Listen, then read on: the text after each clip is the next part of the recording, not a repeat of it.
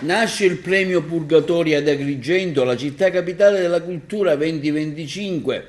una scelta della strada degli scrittori in vista del Master di Scrittura in programma con Treccani dal 27 agosto al 3 settembre, condivisa anche da Coop Cultura. Ai partecipanti sarà chiesto dalla cooperativa che si occupa di servizi e accoglienza nei musei, nelle aree archeologiche, di concorrere per realizzare una sceneggiatura, uno spettacolo che valorizzi il patrimonio culturale della Valle dei Templi, il tutto come è stato deciso nel triste giorno in memoria di Andrea Purgatori, che è stato anche docente del Master.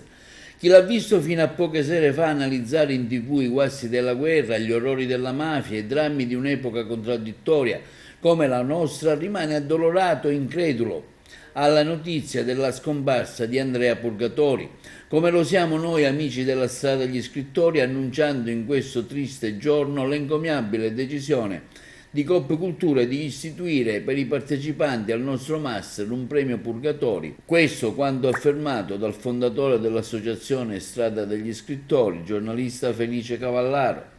Proprio in vista del prossimo Master in programma ad Agrigento dal 27 agosto al 3 settembre, la Coop Cultura, da sempre vicina alla strada degli scrittori, ci aveva proposto di promuovere un premio da destinare ai partecipanti, uno sforzo aggiuntivo che si occupa di servizi aggiuntivi della cooperativa di accoglienza nella Valle dei Templi, nei musei, in tanti altri siti archeologici, compreso il Colosseo, un impegno da realizzare anche in vista di Agrigento Capitale della Cultura 2025. Infatti è volontà della cooperativa di creare una nuova originale produzione legata al ruolo di Agrigento Capitale della Cultura, un premio per la sceneggiatura, uno per lo spettacolo che valorizzi il patrimonio culturale attraverso linguaggi differenti e comprensibili a un vasto pubblico. Sarà, conclude Cavallaro, un modo per esaltare il ruolo di un cronista che ci mancherà e che resterà legato al premio Purgatorio.